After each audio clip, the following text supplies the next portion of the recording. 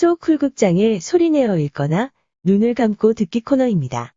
오늘은 조선 후기의 저작물 청구야담의 이야기를 빌렸습니다.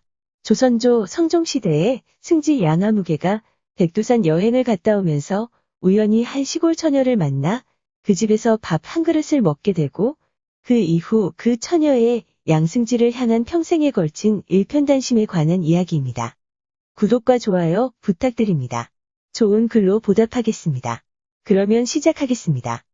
승지 양아무개가 어느 해 한 필의 말을 벗삼아 심부름 많은 아이 한 명만을 데리고 멀리 북관을 유람하였다. 백두산을 올랐다가 돌아오는 길에 함경도 안변 땅을 지나게 되었다. 정오 무렵이 되어 점사를 찾아 말에게 여물을 먹이고자 했으나 집마다 모두 문이 잠겨 있었다. 이리저리 살펴보니 길가에서 수십 보쯤 떨어진 곳에 작은 농가가 하나 있었다. 그 집 앞에 이르자 16살쯤 되어 보이는 어린 낭자가 살인문까지 나와 응접하면서 어디서 오셨느냐고 물었다. 먼 길을 왔는데 점사의 문들이 모두 닫혀 있더구나. 이 집에서 말에게 여물을 좀 먹이고 가려 하는데 주인은 어디 가셨는가? 그러자 낭자가 말했다. 점사 주인들과 모두 아랫마을 계모임에 가셨지요. 낭자가 부엌으로 들어가서는 말죽 한 통을 내와 말에게 먹여주었다. 날씨가 너무 더워 양공은 나무 아래 서서 부탁했다. 물 한 그릇만 먹을 수 있겠느냐? 낭자가 부엌에서 물 한 그릇을 가져다 주는데 그 위에 어느새 버들잎이 하나 떠 있었다. 그 마음 씀씀이를 신통하게 여기는 사이에 낭자는 나무 아래에다 대자리를 깔아주고는 부엌으로 다시 들어갔다. 조금 뒤 낭자가 밥을 준비해 내왔다. 밥상 위를 보니 산채와 들나물이 지극히 정갈했다.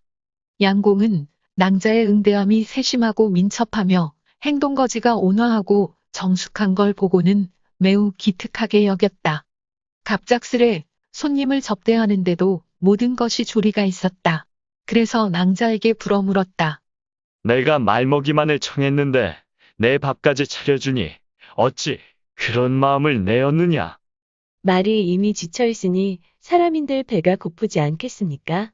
어찌 사람을 천대하면서 짐승을 귀하게 대하겠습니까? 낭자의 나이를 물으니 16이라 했다. 부모에 관하여 물으니 산골 촌사람이었다. 그래서 더 놀랐다. 떠나면서 밥값을 주려 하자 고사하며 받지 않고서 말했다. 손님 접대는 사람 사는 집에서 응당해야 할 일이지요. 만약 그에 대한 대가를 받으면 풍속이 아름다워지지 않을 뿐 아니라 부모님의 엄한 꾸중을 면치 못한답니다. 감히 받을 수 없습니다. 그래서 양공은 지니고 있던 부채를 주었다. 낭자는 꿇어앉아 받았다. 이것은 어르신이 주시는 것이니 어찌 감히 사양할 수 있겠습니까? 양공은 더욱 감탄하며 말했다. 두메 산골 촌집에 어떤 사람이 이와 같이 뛰어난 아이를 낳았는가? 집으로 돌아와서는 여행 중에 벌어졌던 일은 다 잊어버렸다. 몇 년 뒤 어떤 시골 사람이 찾아와서 계단 아래에서 절하고는 말했다. 소인은 함경도 안변 모촌에 사는 촌민입니다.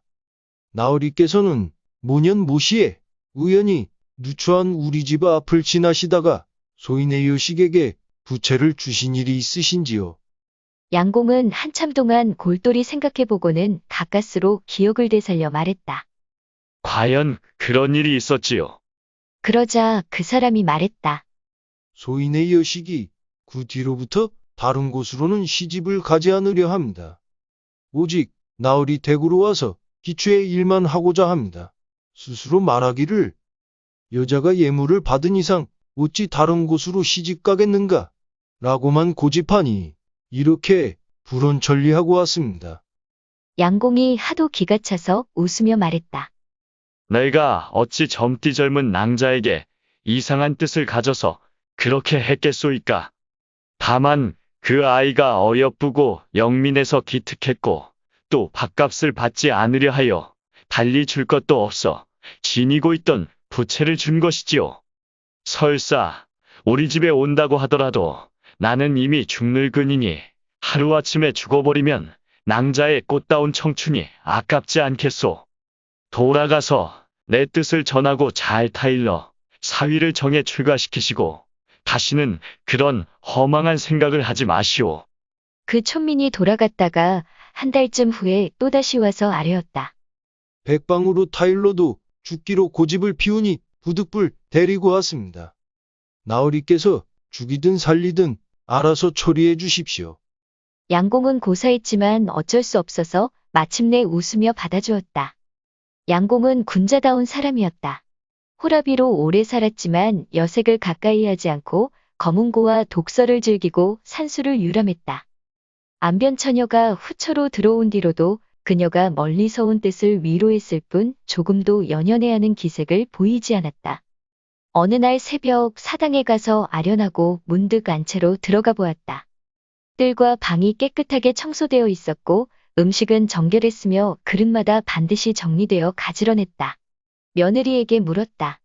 전에는 우리 집이 아침 저녁을 자주 거르고 온갖 일들이 거칠고 어수선하여 잘 다스려지지 않더니 요즘에는 집안 모습이 달라지고 나에게 마련해주는 음식도 부족하지 않으니 어찌된 일인가? 며느리가 답했다. 안변 작은 마님이 들어온 이래로 바느질과 방적은 남은 시간에 하시고 집안을 다스리고 주선하는 일을 주로 하시는데 결코 범상한 분이 아닙니다. 닭이 울면 바로 일어나 종일토록 부지런하니 요즘 집안 모습이 조금 여유 있게 된 것은 모두 그분 덕이랍니다. 또 그 성품이 돈독하고 행실을 삼가니 여사에 풍이 있는 것 같습니다.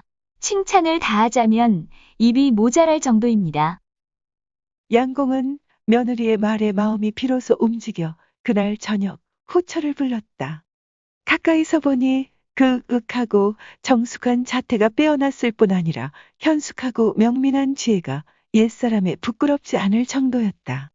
이때부터 양공은 그녀를 매우 애지중지하였다. 후처가 두 아들을 연이어서 낳으니 외모가 단정하고 나이보다 영리했다. 두 아들의 나이가 8, 9살 되었을 때였다. 후처가 어느 날 뜬금없이 자화동 근방에다 깨끗하고 정갈한 집을 한 채 지어달라 했다.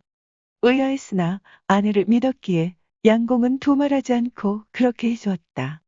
하루는 성종 임금이 자화동의 행차에 꽃구경을 하고 돌아가다 소나기를 만났다. 비를 피해 어떤 집으로 들어갔다.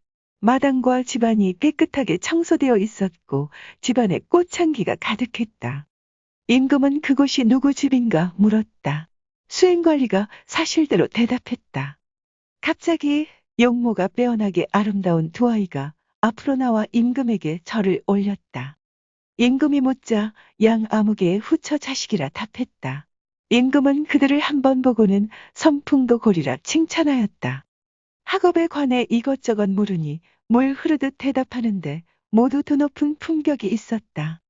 비를 피해 처마 밑에 있던 종관들이 모두 서로 쳐다보며 수군거렸다. 임금이 왜 그러느냐 묻자 대답하였다. 주인 집에서 음식을 올리려 하는데 감히 여쭙지 못하고 있다 합니다. 임금이 그렇게 하라고 명하였다. 진수성찬이 아주 정갈하게 다 갖춰져 있었다. 모든 수행관리도 함께 접대했다. 임금은 그렇게 짧은 동안에 음식을 마련한 일을 기특하게 여겨 넉넉히 상을 내렸다. 그리고는 두 아이를 궁궐로 데려가서 기쁜 얼굴로 세자에게 말했다. 내가 오늘 두 신동을 얻었으니 너를 보필할 신하로 삼게 하겠다. 임금은 두 아이에게 춘방가한 벼슬을 내려 대궐에서 오래도록 머물게 하였다. 아이들의 나이가 동궁과 비슷하니 그들에 대한 임금의 총애는 비할 데가 없었다. 도모했던 일이 끝나자 후처는 거처를 옮겨 다시 본가로 들어가 양승지와 여생을 다했다. 장남은 양사원으로 호는 복내이고 훗날 벼슬이 안변부사에 이르렀으며 차남은 양사준이었고 훗날 을묘외변에 종근하였다. 용어 설명에 올리겠습니다. 승지는 왕의 비서로 왕명을 출납했던 승정원 정삼품 당상관 관원입니다. 조선시대에는 함경도를 군사상으로 구분하여 마천령 북쪽은 북관, 그 남쪽은 남관이라 했다는군요. 점사는 가게를 버리고 장사를 하는 집을 말합니다. 조선 가부장 사회에서는 아내가 남편을 섬기는 일을 기추, 즉 쓰레받기와 빗자루를 드는 일로 비유했다고 합니다. 여사는 학덕이 높고 어진 여자를 가리키는 말입니다. 영어로는 마담 또는 레이디 정도의 의미입니다. 자하동은 지금의 서울 종로구 청운동 창의문 아래 북악산 기슭을 말합니다. 종과는 임금을 수행하던 벼슬아치입니다. 춘방가함에서 춘방은 세자가 공부하는 강원의 별칭이고 가함은 임시 직함이라는 뜻입니다. 동궁은 왕세자 또는 왕세자가 거주하는 궁을 말합니다. 참고 문헌 및 출처 소개 올립니다. 이강옥 교수가 번역한 저자불명의 조선시대 야사집 청구야담을 인용, 참고했습니다. 한국콘텐츠진흥원 문화콘텐츠닷컴의 기사와 함께 한국민속 대백과사전과 한국학중앙연구원의 기사와 사진, 그리고 국립고궁박물관의 춘방 현판 사진과 기상청 사진도 빌렸습니다. 그리고 조선시대 화가 김홍도, 신윤복, 김중곤 정선 그리고 장승업의 그림 몇 점도 빌렸습니다. 현대화가 김기창의 그림 물레질도 빌렸습니다. 이건용 기자의 금강일보 기사에서 경상대 박성식 교수의 접는 부채 사진, 휴익넷에서 조선시대 여자 몸종의 삶, 만화의 사진, 다음 블로그 파란의 사진 창고 중 살인문 사진, 그리고 필로스 호텔 한정식 사진도 빌렸습니다. 또 위키백과, 나무위키, 그리고 위키 실록 사전의 기사와 사진도 빌렸습니다. 또 픽사베이, 핀터레스트 그리고 게티 이미지뱅크에서 사진을 빌렸습니다. 소쿨극장입니다. 다음 주 토요일에 뵙겠습니다. 다음에 뵐 때까지 안녕히 계십시오. 고맙습니다.